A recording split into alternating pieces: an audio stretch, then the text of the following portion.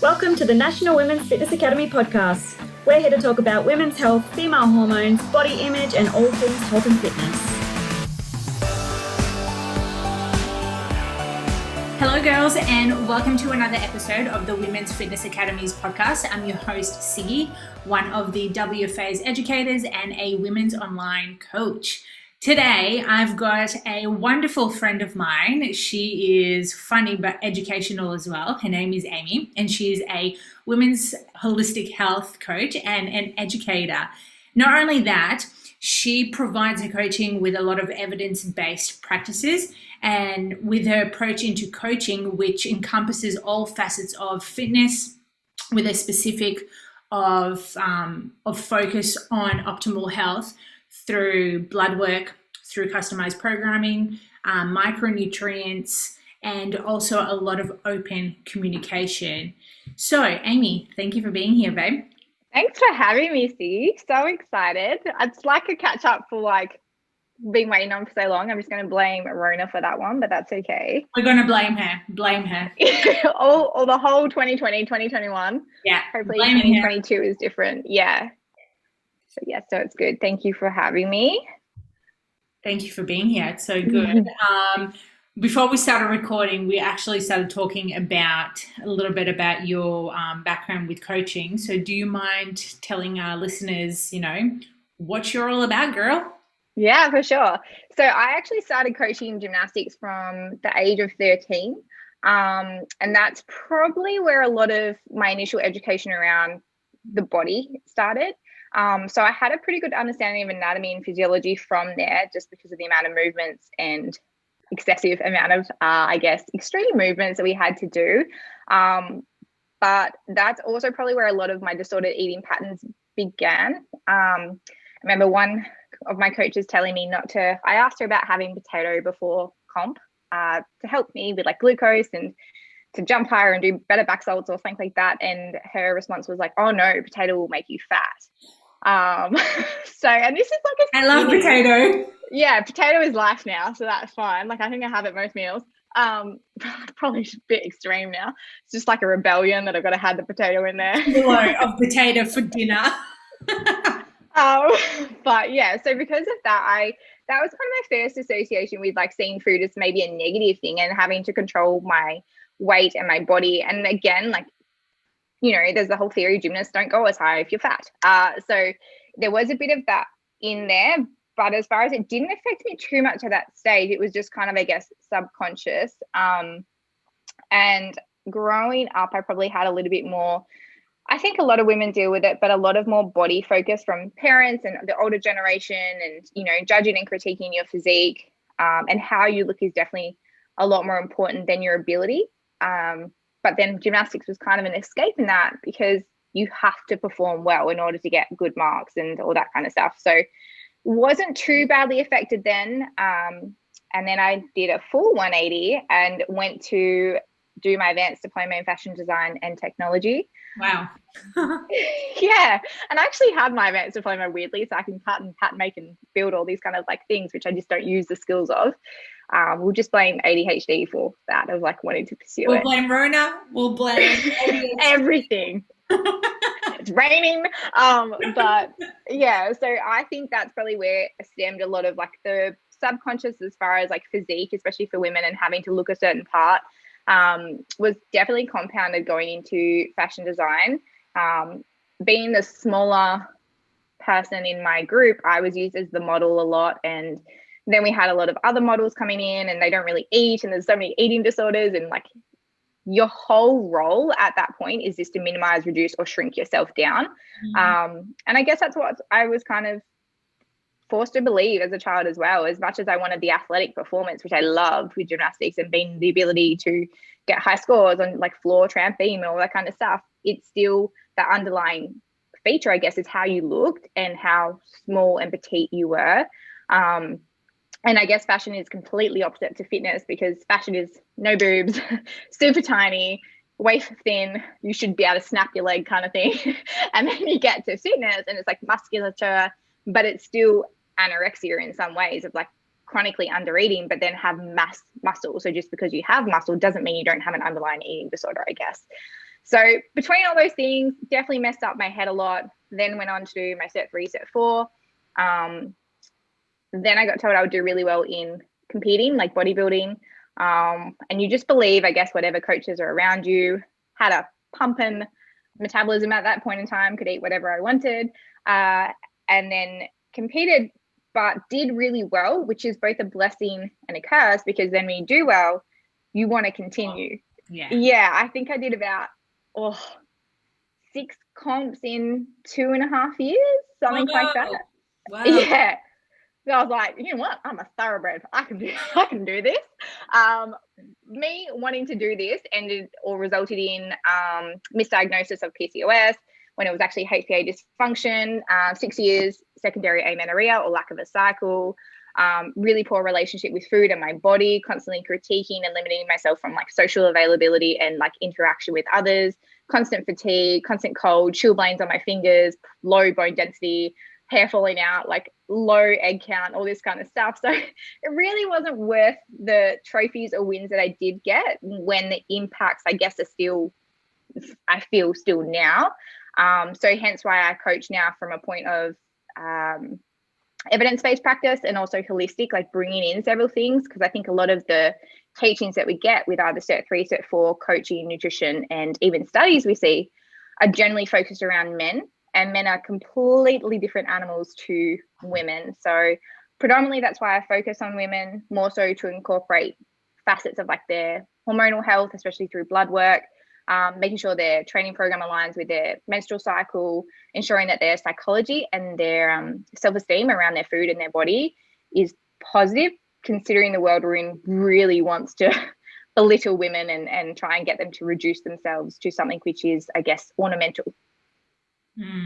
Crazy. What a freaking journey. When you were telling me like that you started from gymnastics to the fashion and then from fashion to PT, I'm just like, whoa, like it's so funny how like they're completely different, but they are completely the same, because it was all body composition focus.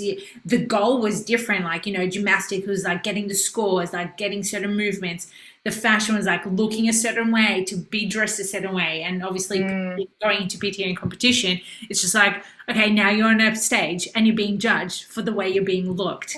Yeah, exactly. And I remember going into, so I love gymnastics from the athletic performance, but then when I went to fashion, I just assumed it was all about the clothes you wear. But then when you get to the bare bones of it, I guess it's the body which is underneath, which kind of sparked my interest in like fitness, because I'm like, well, it's actually not about the clothes you wear, because you could be wearing the shittest thing, or you can go to Supre, or you can go to somewhere with like cheap clothing. As long as you have the body, you'll look good. Doesn't really matter what clothes it is. And also I've seen kind of the mark up on clothing and everything was offshore. It really wasn't a realistic career. It was just a fun one. So yeah, that kind of got me into fitness. And when I first started before competing, loved it sick. Loved being fit, strong, eating what I wanted in a healthy way without tracking. And it was really good, positive mental health, until competing came into the like scope of it too, which, to be honest, it was I've always had male coaches and never a female coach. So whether they just don't understand female physiology, or even like the mindset around food, or asking deeper questions, like none of my coaches ever asked me, have you lost your menstrual cycle? Or if they had, it would be, oh, that's pretty normal because you're so lean. And I was just like, I am lean and clearly an athlete because I don't have a cycle. And obviously in gymnastics, we're told as well that if you lose your cycle, that's quite normal. Like gymnasts lose their cycle. Wow. But I actually never lost my cycle when I was a gymnast. So clearly there was a big difference between the fact that I wasn't controlling my food when I was a gymnast. I was just lean because of the work I was doing. Whereas I was controlling my food and controlling my training and my NEAT and extra cardio and things like that with bodybuilding. And that's kind of what, ultimately lost me my cycle, I guess, as well. Yeah, that's crazy. So funny how like some, like obviously not all male coaches, but like I can totally relate to that in the past when I've had male coaches, and that question wouldn't even come up to their mind. Like, I don't know, maybe it's changed now that more male coaches are more open to having these conversations with their female clients. But yeah, like I didn't, like back then, I'm talking maybe like 5-6 years ago, like I didn't have a coach going, oh yeah, like what's your cycle like? Do you track it? Da, da, da. And then the Yeah. fact that they turn around and be like, oh, it's normal, you're lean. It's just like, whoa, it's not normal. Like, It's definitely not normal. And even just the things like as far as like potato making me fat is like gymnastics and being in fashion design. So, like this is on my own accord. Definitely not going to say it's a good thing. This is way before nutrition studies, in case anyone's wondering. But I remember hearing that corn went straight through you. So I thought for a day I'd live on a can of corn. wow.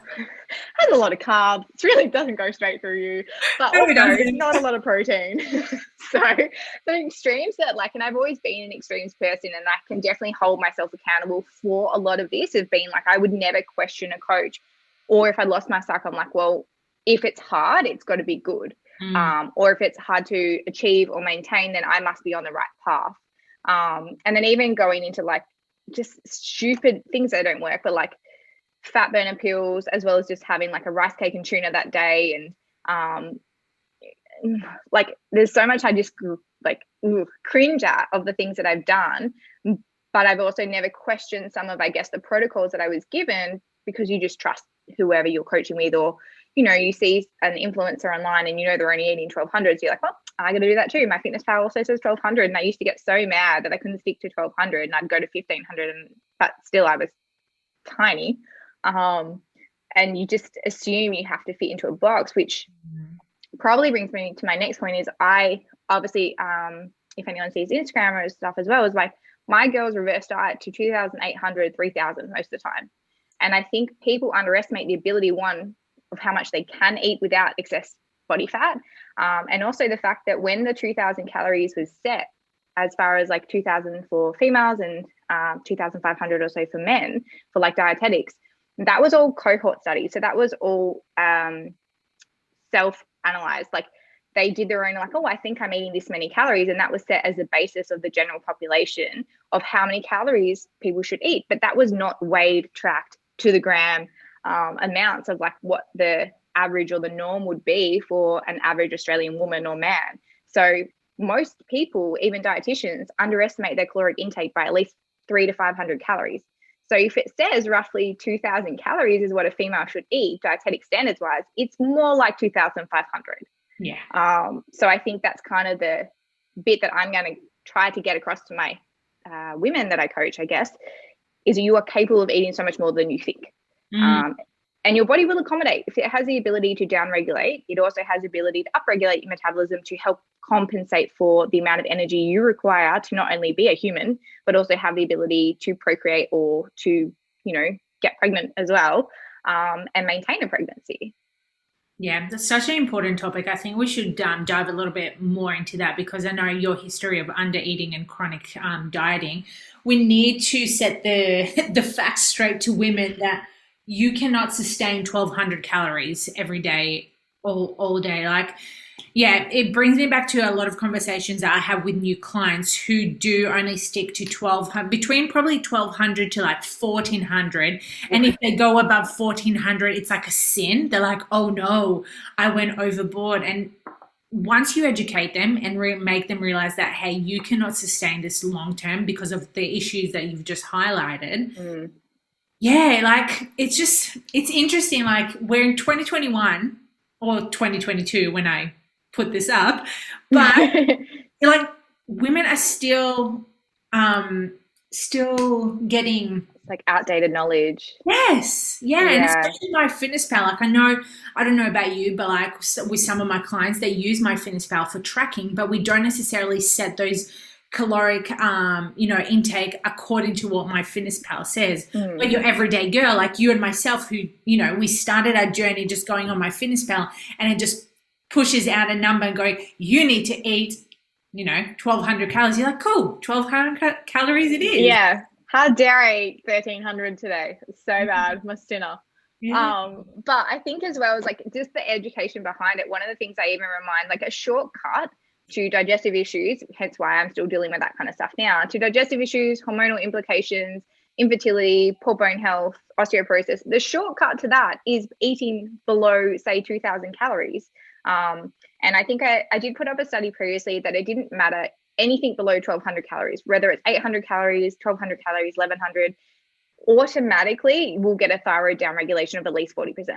So the funny thing is you're trying to drop weight, but you're actually impeding your own progress by doing so, by going to 1,200 calories or below. And a liter of gastric juice takes at least 1,500 calories to make 1 liter. And that depends on your digestive intake and how much your body secretes. But if you don't have 1,500 calories to at least make gastric juice that you need to break down food, how are you going to absorb your nutrients, potentially stop like microbes or pathogenic bacteria overloading your system or in areas they shouldn't be? It's antimicrobial, antibacterial. HCl is amazing. But if you're under eating, you're not going to get probably your iron or zinc. And you're going to create your own digestive complications purely because you've chosen to eat 1,500 calories or below.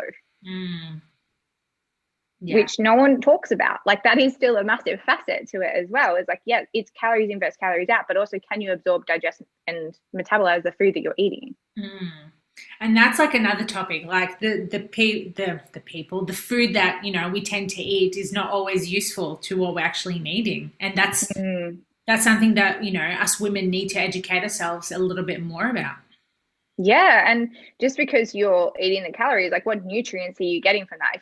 If you're on a calorie deficit, then every nutrient counts because you're below. So as caloric intake decreases, micronutrient focus needs to increase.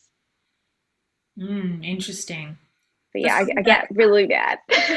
Hey, I get really mad. Like, I had a girl come to me the other day. Actually, she's not, but one of her friends who is at a company I will not name. She's put on 800 calories. 800 calories, 3 days a week cardio, 5 days a week training. And I'm like, in my head, I'm like, it's 2021. Why the hell would you give a girl that? Wow. I would probably laugh if someone gave that to me right now. So is that just breakfast? Yeah, literally. Most of the time these days, my breakfast is around probably 600, 700 if I'm pushing it. Yeah. But like, can you imagine just, no. And the thing is, what women don't realize is, okay, well, if you're on 1,200 calories, then you're not losing weight, but then you're like, oh, I need to drop a little bit more. So then you're down to 1,000. And then from the 1,000, you're still not losing weight. You may be putting weight on. And then you're like, oh, I'm just going to drop to 800. And it's just like, after the 800, what are you going to do? Drop it to 500? Drop it to 300? And then what? Like, then you're stuck. Yeah.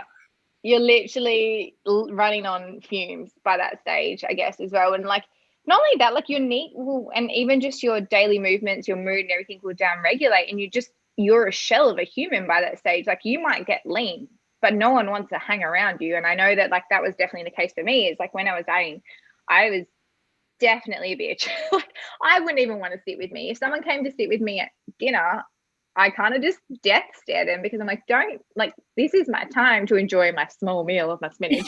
And I don't want to be interrupted while I'm chewing. Might have one extra sprig of a tomato, because I'm really going hard. And I remember going to, this is another note, but like, do you remember when, it still kind of is the case in some bodybuilding phases, I guess, or depends on the person, but like limiting water loading or cutting water or things like that. I've done both, obviously, which, by the way, unless you're actually geared, it's really not going to have any effect on anyone. And I definitely was natty. But I remember I was sponsored by... Wait a second. For those who don't know what natty is, it means natural in bodybuilding terms. Yeah, good. I should probably add that word in. But I was sponsored by Optimum Nutrition, and I went to work at like the kiosk thing right before I was teaching, and I wasn't really allowed any water that day. And then every time I would pee, I was allowed a sip of water. My reward for getting a drop of wee out was to get water, like a sip, and like just literally to hydrate my mouth, but not actually to swallow. Like the smallest amount. And when I think back, so you would like put your finger in the water and be like, oh, that's just a drop. Don't want to overdo it. And like, when you think of like muscle contraction and also the ability to load glycogen and also to look fuller on stage with muscle, you need water. And again, I was also doing fitness, which means for IFBB, that's like a gymnastics routine for like 90 seconds as well. So I needed to perform like an athlete on barely any calories, but then also like barely any hydration, and then just like, I was obviously super lean. I could see my veins and all that kind of stuff, but I was not a nice human to be around at all. You were probably a miserable bitch, weren't you? Oh, 100%. I was so worried if I could swear on this, and I was like trying not to swear, and I have the pottiest mouth, so that's good. You did it first. Yeah, I did it. I broke it. The fact that I even had a boyfriend at the time is astounding. Like, what did you put up with? But yeah, like, it was, as much as it seems like glorified, and obviously those pictures that you see, like the mental, I guess, implications after, and even just rebound weight gain, and obviously doing permanent or semi-permanent damage to your metabolism, to your thyroid, and also to your, definitely, like, your self-esteem and your ability to how much body checking and stuff you're doing. Like, that is not worth it for that extra, like, say 5% body fat percentage drop that you might get for competing, or for me, fitness being kind of like physique or figure. It's a lot leaner than bikini. It just really was not worth losing my fertility, losing my mental capacity, I guess, as well, and like just the ramifications of it, health wise and also mental wise. Definitely not worth it. Yeah, it's not worth it at all. And also, I love potato and all my carbs. So potato is life. Seriously. I freaking love potatoes so much. I could probably like live off it for the rest of my life. Yeah, I reckon potato, and no, I do love berries and things. I'm definitely a meat girl, but I even remember things like one of my last comps have been you can only have greens and fish the day before or something. I can't just be Was it boiled or steamed fish? Steamed, but I also the next day was no salt, none. I'm just like, if anyone knows me as well from like an energetic perspective, you give me more food, I will move more. Like, especially those, well, for myself and also for clients that I have with ADHD or any kind of anxiety, you give these people food and they will just move their leg more. They'll have more NEAT. They will talk faster. They will run around the block. Like, you know, like it's, your body will compensate, and it's always going to be smarter than what you think it is.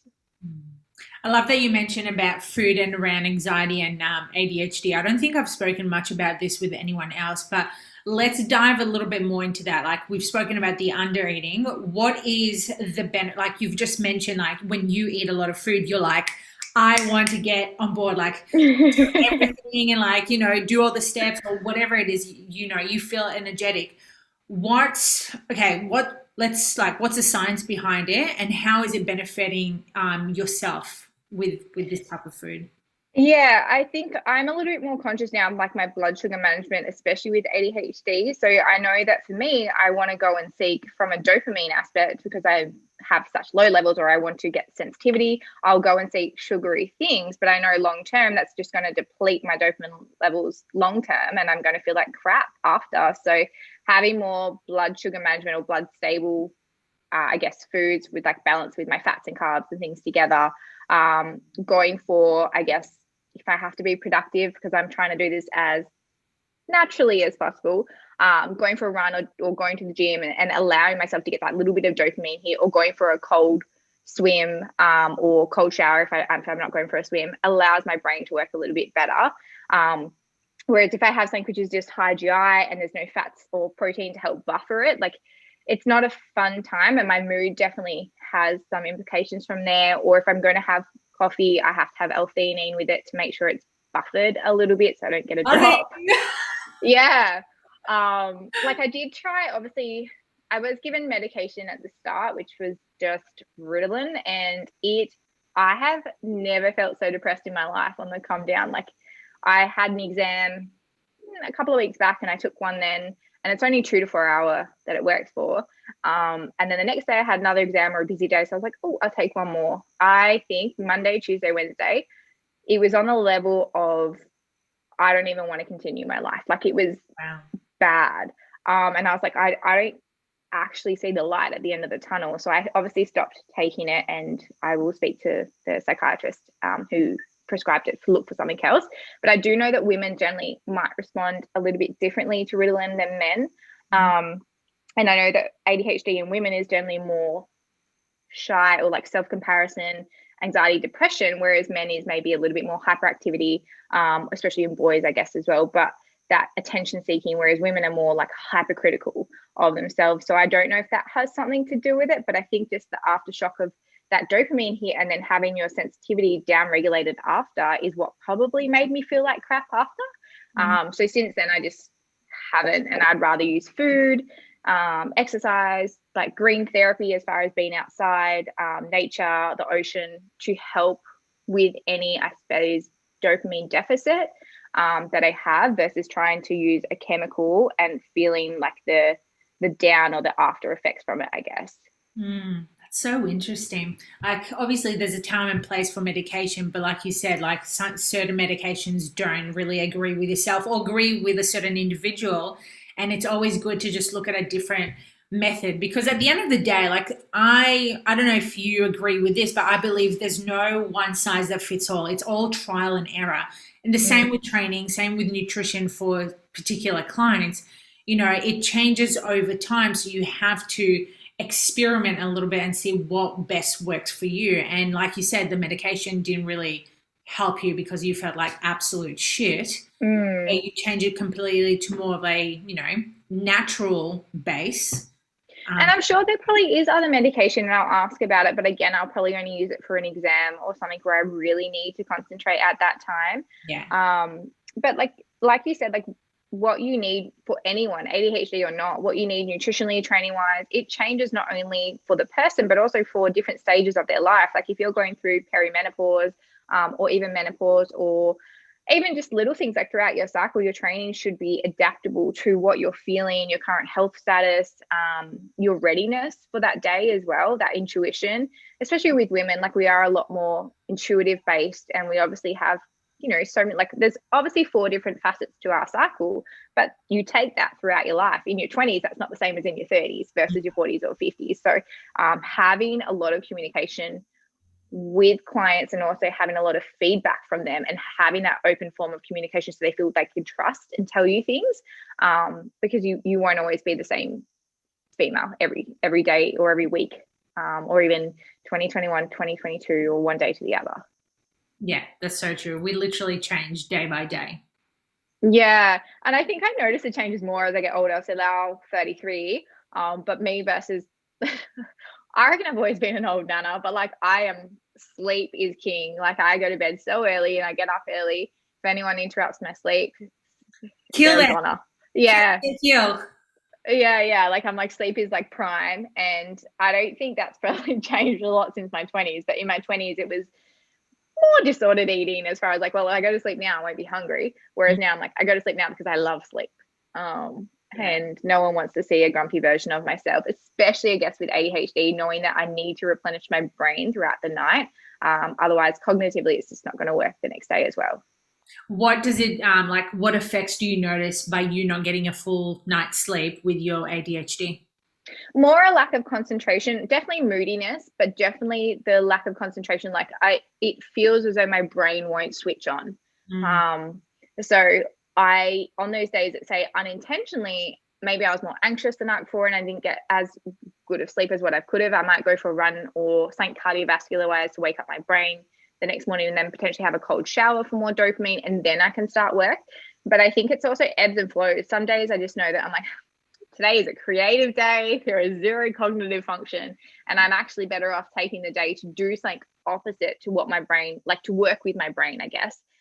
Knowing that, okay, cool, this will pass, and then there'll be a day where I've had a really good sleep, or my nutrition's potentially been better and my stress is lower, and I can do the cognitive things on that days. Whereas I guess most business people run of like, well, Mondays I do this, Tuesdays I do this, Wednesdays is this. Whereas sometimes I'm like, today is not the day, brain has checked out.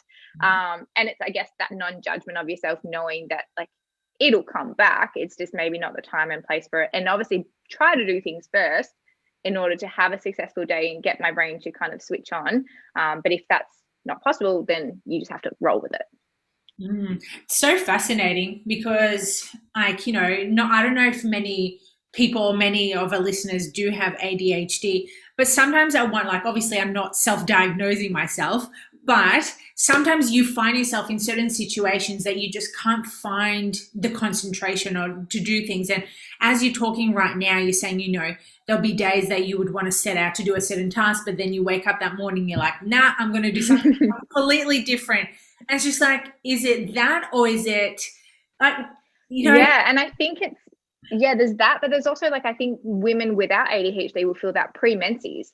So having less cognitive function and like potentially the changes in progesterone and estrogen as well is that you will feel like a bit brain retarded in that pre-menses phase in that week lead up. And then you can look at changing your schedule around for that. So, okay, well, I've got an important meeting here and I have 2 dates I can potentially book in, and I'm going to book that into my follicular phase versus my luteal phase or pre-menses, where I know that maybe neurologically I won't quite be as at my best.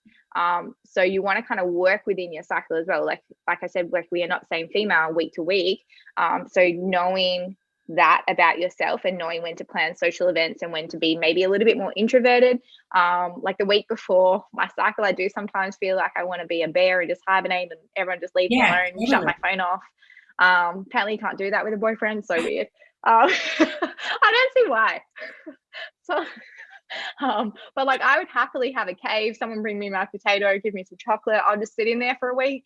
I'll just do some creative things by myself, not have to chat to anyone. I'll come back all good, like Phoenix risen. I think you're onto something. We need to plan this cave. Women caves. Yeah.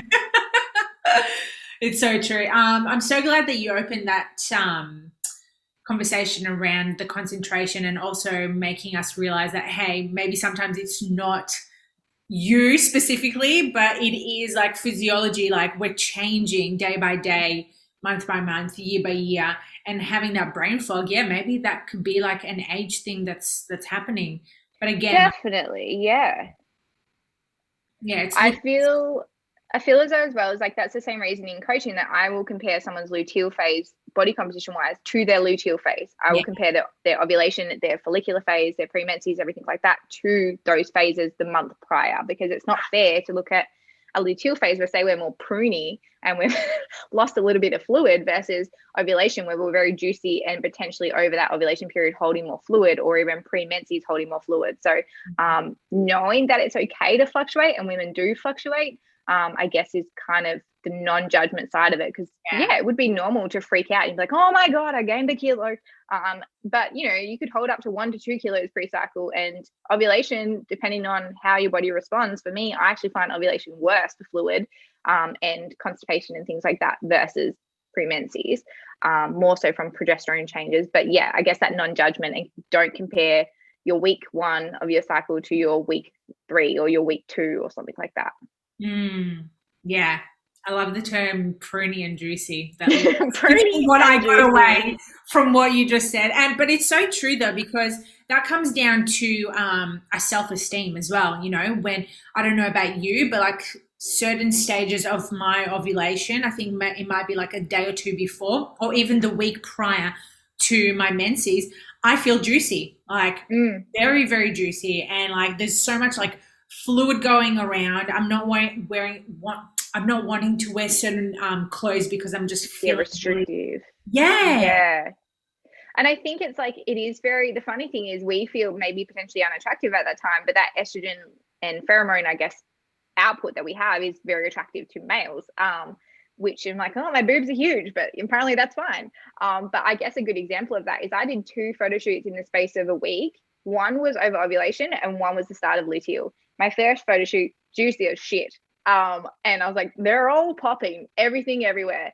And it actually kind of worked the wrong way around. My second photo shoot, so the first one was like a gym-based one. The one I actually want to be slightly tighter and less fluidy. And then the second photo shoot was a beach one, more lifestyle, more relaxed. And I was just dry and like lean. So I'm like, I actually probably should have done it the other way around. So it's things like that of knowing your body as well. So now I know that, okay, well, if I wanted to be more voluptuous and do, say, a boudoir photo shoot, I'll do that in follicular or over ovulation. If I want to be tighter and more gym-based and more fitness, for lack of a better word, I would do that in my luteal phase. Obviously not pre-menses, but, you know, in a time gap in there. Yeah, it's funny because 1 week apart, and I'm like, I am not even the same human. Well, we're not. We're literally not. But yeah, the comparison is ridiculous. And obviously I chose 2 different themes for it, so it's fine. But yeah, I think it's that non-judgment of your body and knowing that it's like your body will change throughout your life, and that's what it's meant to do. It'll change throughout your months, your weeks, but especially over like time duration of age as well.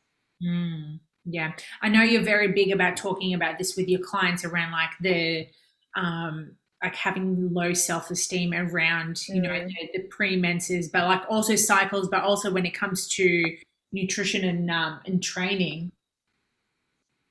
Yeah, and I think a good marker of that, and I guess the question that I ask my clients as well, that we're speaking about, men don't really ask about, is not only do I ask about their menstrual cycle regularity, but I want to know their libido, because I think that's a big sign. Unless you're over, say, 50, like I really think women should be just have as much of a libido as men, and it's just kind of like society's taboo kind of culture stuff that we don't speak about it. Whereas I want to know, like, there's no point of you having menses if you didn't even ovulate or get the libido kick from there. And obviously, the moment menses has passed, all your performance enhancement kicks off. Like, you can essentially be like a man in your follicular phase, PBs, lots of resistance training, have really good like personal personal best, I guess, for each lift. But then the non-judgment pre-menses where you don't want to injure yourself and you know that you need to take it slightly easier and work on maybe more vasodilation kind of movements and just getting through the flow of things. But I think it's common that menstrual cycle is spoken out as something, I guess, gross. And like I talk about going away and hiding in a bear cave, but at the same time, I'm also like proud to have a period. Went 6 years without it. But yeah, like it is actually really important. But I think people focus on, I skipped my period or my period is late. But the focus shouldn't be on your menses. It should be on your ovulation. So your ovulation was late and that's why your menses was late, or you didn't ovulate and that's why you didn't get menses. But a lot of the focus is your menstrual cycle regular versus did you ovulate? Did you get discharged? Did your temperature drop and stuff like that over that ovulation phase? Because otherwise, like, you're missing the point. Like, that's the money shot. Like, that's where you want to focus on, not the menses. Yeah, they've got it like upside down in terms of education. That's not their fault, but that's what they've been taught. And yeah, I'm a big advocate of looking at what's happening around that ovulation period. And it's funny because like some clients that I get, they have just no idea. They're like, what? Ovulation? Mucus? Vaginal discharge?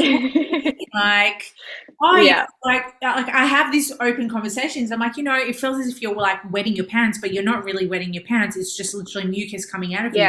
That is a sign of what's happening in your body. Like, we need to like find these messages so you can connect all the dots together. That taboo topic around libido, I'm a huge advocate. Like, I do it with all my check-ins. I'm like, where is it at? Is it low, medium, high? Is it like extra? Like, you need to know, like, women need to also be proud of having high libidos, because I find that's also another topic that women try and hide away from it because like, oh, you can't talk about it. It's just like, no, you need to talk about this. Like, it's you need to know this. And this is definitely a controversial opinion, but like, obviously I help women like as they're getting their cycle back and increasing their calories and things. And I did do a series on this, but like one of the biggest components of getting the cycle back was masturbation. Like, I'm like, unless you're going to teach your body that it is safe to like procreate and that your reproductive system can work, and knowing that like a lot of the erectile tissue and even just muscular wise, you need to have that contraction, and you train it like a muscle, the same as you would any other muscle. So unless you're doing those things and you're constantly fearing the conversation around libido or sexual health, you're not really telling your body that it's a safe place to have that reproductive function either. But it's the same, like, I'm like, don't quote me on this when I'm with my clients, but you're gonna masturbate just a little bit more. Just don't think of me, it's fine. But like, I'll be like, you need to hydrate, you need to get 8 hours sleep, you need to masturbate, and then we're going to meditate as well. And they're like, I'm sorry, what? Like, what do you mean masturbate? Yeah, exactly. And it's such a sheltered topic. Like, and I know it's obviously progressively changing now, but growing up, it would have been seen as like dirty for a female, completely normal for a male. But as a female, it would have been seen as like, oh, she's a little left of field. Like, there's something wrong with you. Like, and desperate, I guess, versus men, it's like quite normal. Whereas if a female is masturbating, then it is more, well, she just can't get a guy. I'm like, actually, maybe it's that I can do it better. And maybe I care about my sexual health as much as like you do, And having a little bit more self-pleasure, not relying on, someone else to to do it for you? Yeah, like I got my own independent woman thing down pat. I could write a guidebook on it. I think you should. I think you I should. reckon I could. I'd be like, how to be single, Amy version. Literally, like you would kill it. I know I'll buy the book. I'm sure our listeners right now will be like, Good. tell me, Amy, tell me. I know, I did a whole like email series and like, so when are you going to do a course on this? I'm like, probably not qualified, but I can give you my own rendition. Yeah. But I think we were saying before, I have mastered the art of being single a little too much, but yeah. Nothing wrong with that. There's nothing wrong with that. But yeah, no, I think that is an important part. And also even just from knowing your own body, and having that intuition, like being quite feminine, and most people feeling best in their natural energy, which should be more feminine, is that like touch, feel, and intuition, and knowing your body and knowing your libido and knowing your ovulation and all that kind of stuff, and like your cravings for food and your energy and fatigue and when to train and where to pull back and all that kind of stuff. Like that should be a focus of any training program, is that like get to know yourself, because we have so many voids that take us away from knowing ourselves as well, or like ignoring and I guess putting things on the back burner. So like, oh, I'm going to look at Instagram instead of being and sitting with my feelings. I'm going to focus on like the guy I can get, rather than focusing on my own pleasure or my own needs and what I want career wise or friend wise or something like that too. Yeah, the avoidant style. That's my favorite. But I do it with myself, so it's fine. Like I just be my own best friend, which people should be. Yeah, exactly. We've all been there. We've all been there. But yeah, I reckon I'm more harder to convince to want to be with anyone. Like, nah, I've got this shit sorted. But I think as well as like it helps from a coaching aspect, if you do know yourself better and you can tell when you're off a little bit, and having the ability to communicate that through coaching or whatever you're doing, or your biofeedback or your calls with them, is like tailored and customized programming per the woman. Because even if we have the same menstrual cycle, so to speak, we're not the same.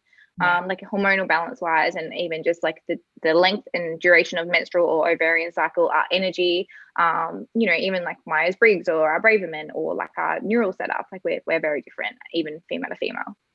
Yeah, so different. And, I'm really glad that you mentioned about like having more of a customized approach to, back to your training and nutrition. So important. And I think that's why I like blood work, is because like bloods don't lie. Like someone could say like, oh, I think I'm fine, and then say they're having really depressive thoughts, and their mental health has gone to shit, and you have a look at their bloods and the vitamin D is abysmal. You would know, like obviously that's a massive impact on mental health as well. So like, okay, well, let's work on bringing that up first, and then reassess like mentality wise where we're at. Your body will definitely whisper first of any issues, and then it will scream. Whereas we want to look for preventing the scream and the whatever organ failure or complete depression or suicidal thoughts and things like that. Like you want to look for the minor things first for optimal health through blood work, versus guessing and assuming everyone is the same, because nutritional needs, supplementation needs, training needs and stuff like that will be specific to the person. And one, you can use biofeedback communication, but blood work also helps there too. Yeah, blood work doesn't lie, literally. It's therefore it has its purpose. Yeah, just don't look for the normal ranges, because that's definitely not normal. Yeah, in quotations, it's not normal. Yeah. If it's normal, if you're overweight, obese, Australian, and like most of the general population. Whereas if you want optimal health or to have the blood results of the effort that you're putting in, you need to look for those markers too. Yeah. And again, that comes down to getting a mentor who knows their shit around blood work, or even doing research and looking at certain books. I can't remember. There's a certain book that has Your Blood Never Lies. Is that the one? Yes, that's it's good. Hey. Yeah. So that's a really good book for our listeners if you're interested in, knowing a little bit more about blood work. But otherwise, obviously as coaches, certain coaches are not qualified to look at blood work, but dietitians like Amy, she can look at blood work, and other coaches can. So yeah, again, it's just understanding a little bit more. Maybe, some of the listeners are working with clients and they're like, oh my God, my client's depressed or they're anxious. what do you need to change? Maybe refer them to get some blood work. Like you just and build a squad. Like you don't have to be the be and all of your clients' focus. Like having a network that you can refer to or mentor with to run through blood work or to get them assessed for osteo or physio, and just having that network so that you feel as though you can give holistic whole body care to your clients will obviously build that rapport and that quality service, and that they then will be like lifelong clients for you if they feel as though you're taking care of them and listening to them, I guess, as well. Yeah, exactly right. I love that. Far out. We've covered so much. Actually, so many rants. Yeah, such a good rant. We always rant. I know. I remember our first trip was like going to get potato chips and just ranting for the whole trip. So was it potato chips or was it the olive oil potato chips and chocolate? Yes. What did we get? Oh my God. And the chocolate, yeah. Yes, it was chocolate as well. I'm obsessed with boulder chips now because of you. Love that. Hey, it's potatoes. It works for me. It is potatoes, right in up my alley. And then I obviously got an air fryer, so now I'm making my own, but it still doesn't quite hit right. So it's so funny. Oh my God. That air and the bread, the gluten-free precinct bread, that's the bonding moment. That I was like, yes. Oh, sweet, I'm going to try this. That bread, I tell you what, that bread and potatoes, just, yeah, so good. I love it. So I'm, yeah, keep going. No, go babe. No, I'm doing a not so fun challenge now. So I have to check for celiac disease, and it's 6 weeks or so pre-colonoscopy, pre-endoscopy to add in gluten. And from like intuitive bones, fatigue level, inflammation in my joints, just feeling like crap. I'm like, oh, like this is not a fun time. But the things you do to test for science, I guess, as well. You know what? I think that's really cool. Like I haven't done those tests, but I've had a few clients who have been tested for celiac, and they just notice the change in how they feel as well. Like it's not a myth. Like it does actually happen to certain people that, you know, you have a certain food and it just literally just deteriorates you. Well, yeah. And even if it's just cognitive function and it's just non-celiac gluten sensitivity, you can feel it, and being quite in touch with my body and knowing what feels good, what doesn't. My hips are ridiculously inflamed, and like it's been a week now, and like sleeping for 10 hours and napping the day, like that's not me. And even just like moodiness and lack of concentration or like brain fog, I've been like, where did I put these things? You know, like I'm like, obviously there's only a week and a half to go, but combine that with luteal phase and premenses, we are in for a fun time. Oh yeah, I'm gonna make sure to put my phone on silent so I don't have to hear from you. Wait, I have to send you your book suggestions first, and then you can do that. I'll just be crying. I'll be like, what is life? I just cut caffeine too.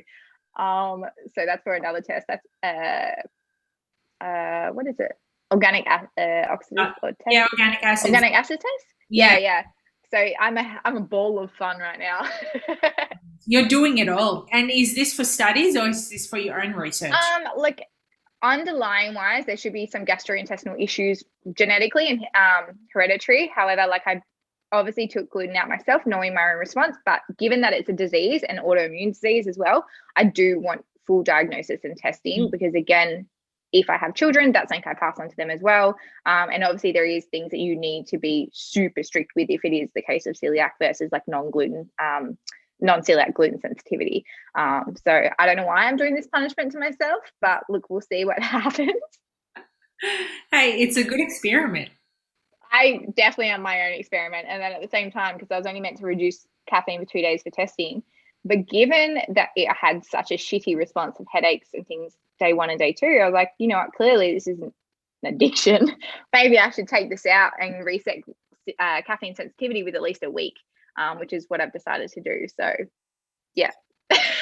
Caffeine is one of those things that people are just like, nope, not cutting that one out. But once you do, it's not as bad. So much better. Yeah, exactly. Yeah, like mental clarity, I guess, as well, is like, and especially being slightly more of an anxious person, not having that extra hit of like adrenaline or cortisol from it, you know, is definitely going to do wonders.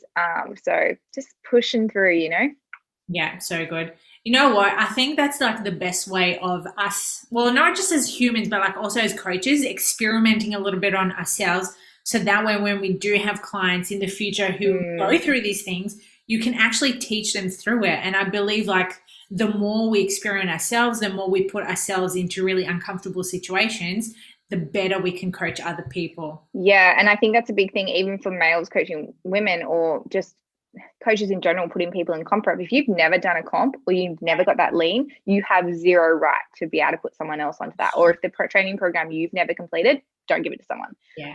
So unless you use yourself as a guinea pig, like I know one particular male coach who I guess trains a lot of females and cuts their calories really low, but has never competed in his life, let alone got that lean, let alone understand female physiology, I guess, as well, which is why things like mentoring with female health-based coaches, or even like Kayla's IWPT courses, and obviously a women's focused like fitness academy and stuff as well, is highly beneficial for both males and females to understand female physiology, anatomy, even just endocrinology, and understand their hormones and body fat percentages, like I guess the boundaries before implementing protocols, or maybe even training programs or nutrition protocols that you've never done and you also don't understand the implications of.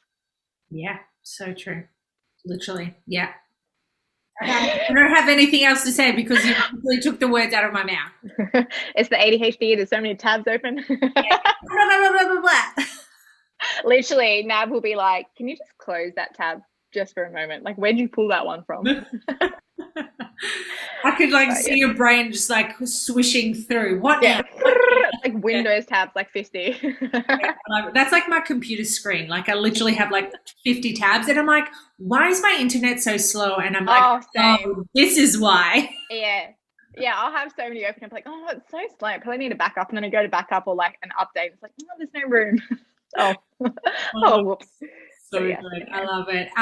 Amy, thank you so much for joining me. I swear, like we could actually talk about this stuff for like hours. Don't worry, I'm your new bestie now, so I'll just be calling you every week. just not in the next couple of weeks when you're doing your tests, okay? Yeah, I'll just be crying. You're like, I accept videos only. Yeah, I'll be like, I can't validate your feelings right now. I'm sorry. I'm like, I'm just going to sit and cry for a little bit. I'll come back in a second. Yeah. I'll have the phone on loudspeaker and I'll just do my own work. Yeah, I'm fine with that. That's fine. At least give me to like the 11th of Jan, then we're good to go. Perfect. I'll put it in my diary.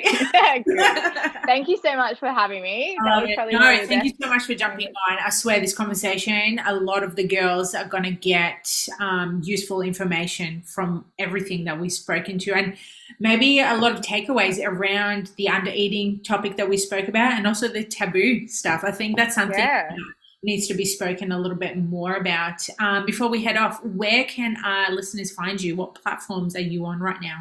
I'm probably most active on Instagram, so it'll be Coach Needham Fit. So Coach and then Need and the letter M for mum and then FIT. I also have my website, www.needhamfit.com. They're probably your best two avenues. On my Instagram, you can click through the link tree to contact me or to book a consult if you wish.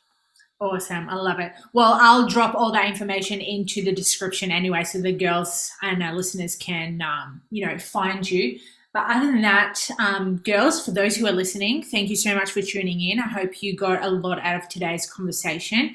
If you enjoyed it, please screenshot it, tag the Women's Fitness Academy, tag myself, tag Amy. Until then, Amy, what's your final words? Oh, meditate, masturbate. What's the other one? Manifest. Hydrate. Well, hydrate. That's the other one. Yeah. I like to add in a little extra. What was the other one? Meditate, masturbate.